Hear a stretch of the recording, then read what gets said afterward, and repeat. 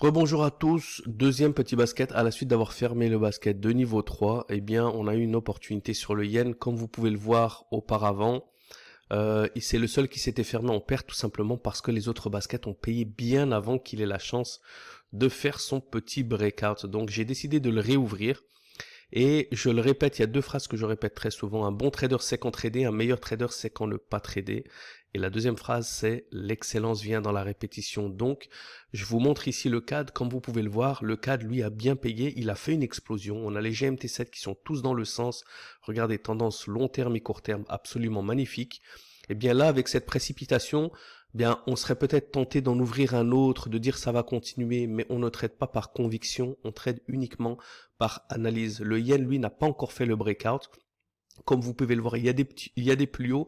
C'est vraiment ce qui fait la différence entre le CAD et le yen. Parce que le yen, lui, il montre qu'il a encore de la force. La GMT7, elle est plus bas que le breakout, que la fin de la zone grise. Regardez par exemple en haut à droite, le New Zealandienne, la GMT7, elle ferme juste sur la double résistance, le double top.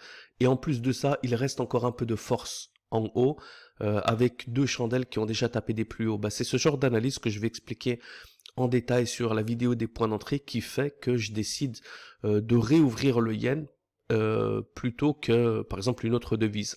Encore une fois, un autre point également, pourquoi je décide de fermer alors que j'ai la possibilité ici de fermer les baskets de manière séparée, pourquoi je ne laisse pas courir le yen tout simplement et je ferme manuellement les autres, parce que ça a été ouvert dans des conditions différentes.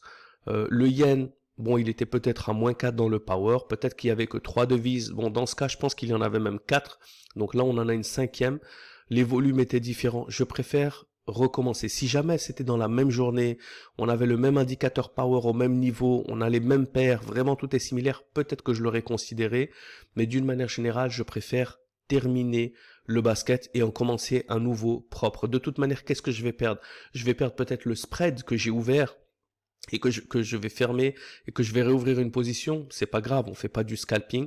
Je préfère perdre le spread, mais vraiment faire une analyse complètement différente plutôt que de laisser courir et après je me rappelle plus pourquoi j'avais ouvert cette devise là, alors que d'ici hier ou avant-hier, peut-être qu'il y avait un CAD qui était intéressant ou peut-être que tu avais un dollar mais que lui a changé et après je dis ouais mais pourquoi j'avais cette paire ouverte?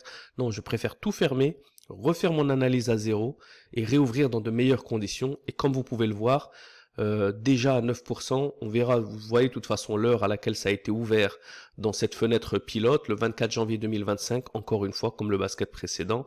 Et là, voilà, 9,8 et 10%, tout est fermé automatiquement. C'est clean, c'est propre, c'est carré. J'espère que ça vous a plu. Je vous retrouve à très bientôt pour d'autres vidéos d'éducation. Peace.